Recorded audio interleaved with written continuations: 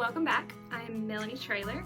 Today I'm going to be showing you a tutorial that I've been promising forever and haven't got around to, but I have now, so yay. I'm showing you chunky stitch binding.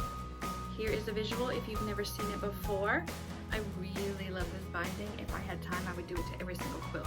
If you've done it before and weren't crazy about it, try with a bigger thread. I'm using a size 8, and I'm about to talk to you a little bit more about thread. But it's way slower than machine binding, obviously, but it really adds such a great touch. I made this little table topper for my Thanksgiving table, and I'm going to, I wanted to add the little extra detail just because it's so small. It was easy to finish. So let's go get started. Okay, so let's go over supplies real quick. You'll need a pair of scissors. You'll need some thread. I like these DMC cotton balls. They are, let's see, size 8. I have them in the shop in several colors. You'll need a thimble and you'll need a needle. And I like to use these sashiko needle. They work really, really well with this heavy thread. You can use any thread that you want, but if you're doing all this extra work, like the chunky binding, having a thicker thread just makes it pops out of your quilt. It just makes it look more noticeable, and that's kind of the point. One more thing before we get started is normally I am sewing my binding onto the top of my quilt and then folding it over onto the back and doing my hand stitching. But because this is a table topper and I want to put it on my table, I've reversed that. And I've sewn my binding to the back of my quilt, and I'm going to fold it over to the front. And this is just so on the table you can see my hand stitches. Also, I am using 2 1/4 inch binding in case you're interested. So I like to start with just, it really doesn't matter how long, but just in case you want to know, I've got about a 20 inch piece of thread. I don't measure it, I just kind of wing it. And then I'm going to put a single knot here at the bottom, I don't do any kind of special knots or anything like that. I just do a basic knot. It looks like that. The cool thing about the sashiko needle is it's got a really big eye, and I don't have to struggle putting this big thread into the eye. The eye is really long and really wide, and it's a thicker needle. They come in like two packs or 3 packs, or I think the ones in our shop actually got like 4 or 5. I like the shorter ones the best. I'll use all of them, but with the shorter needles, you got a little bit more control. All right, so we've got our needle ready to go, thimbles on. I like stitching right to left. Feels a little backwards, but when I start sewing, it just feels a little bit more natural that way.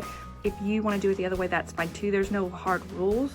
It's just whatever works best for you, and right to left works best for me. So just to start off, I'm just going to put this needle right through just my quilt top. So I'm not putting it through my whole quilt. It's just that top layer, and that's just where I'm going to secure my knot. One thing I did not mention was binder clips. Sorry about that. You do want to have something for when you fold over. You can do this. I'm just going to add a few clips. I think they come in like a 10 pack, so I just have the 10 clips.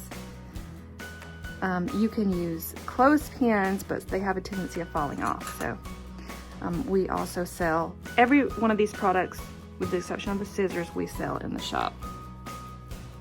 All right, so got this laid over. And then you just want to find a place on the binding that you want your stitch line to go. Remember that we're doing this by hand, so it's not going to be perfect. So don't just try for consistency. Don't try for perfection. You'll make yourself crazy. So I went ahead. You saw me put my binding into the quilt, the first layer of the top, and then I'm just going to kind of go right in here.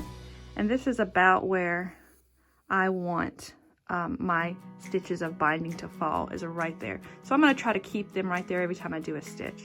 This is just a basic running stitch, and you're going to put your needle back in, and you want it to go through your binding layers and your quilt top layers and maybe catch a little bit of that batting. You do not want it to pop out on this back side.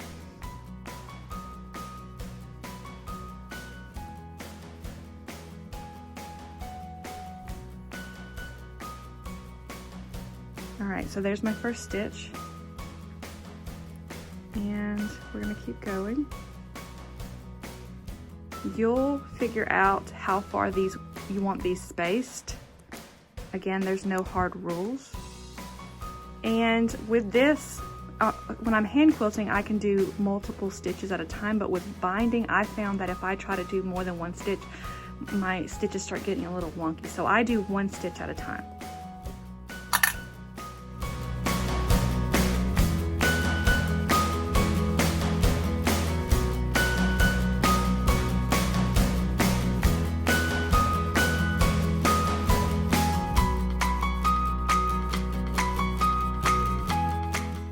So I'm gonna keep going and I'll check back in with you in a minute.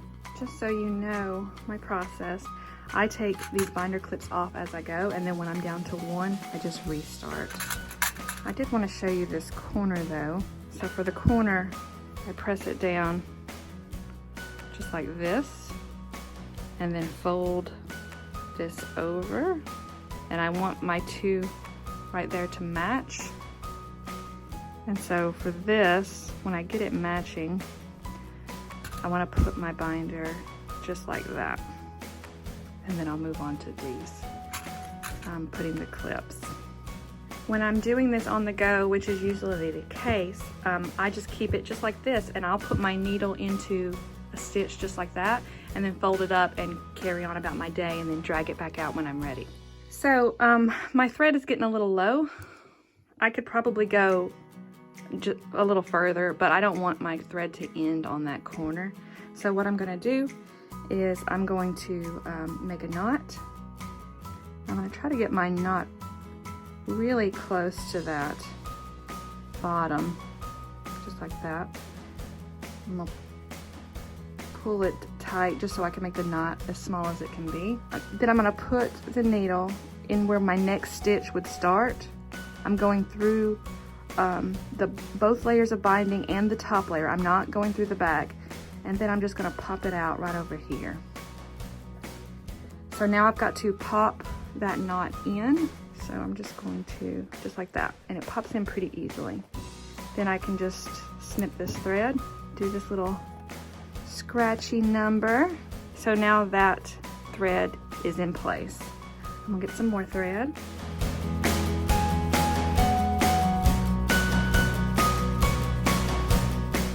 All right, so I'm ready to start again. So to start again, I'm going to take this through the top layer and maybe some of the batting. And I'm gonna try to get it right back into where my next stitch would start.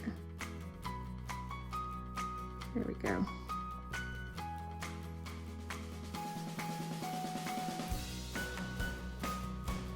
All right, so there's where my knot is, right there at the bottom of that fabric. So I'm just going to pop it in again, and it goes in pretty easily. And then snip the thread, do the scratchy thing again. All right, so now I'm ready to keep going. All right, so I'm ready to go into my corner, and this is kind of at a funky angle. I'm just gonna move this binder clip down just a little. I don't wanna take it off because this will unfold. And then I'm going to come in right here for my next stitch. Double check that my needle didn't go through all 3 layers. And then like that. Now every corner is kind of different. Sometimes they look, I don't think I did that perfectly, but sometimes it'll come in at a perfect place. And then sometimes you get these little wonky spots. I just kind of go with the flow. And then we'll just keep going. Okay, so this is probably the last thing I'm showing you. You'll notice that my stitches aren't exactly perfect either, but I think that just kind of adds to the charm of it. So don't beat yourself up. We're trying to be consistent, but it doesn't always work out that way, and that's okay. If you like this video, please like and subscribe, and if you have questions, please leave them in the comments. Thanks for watching.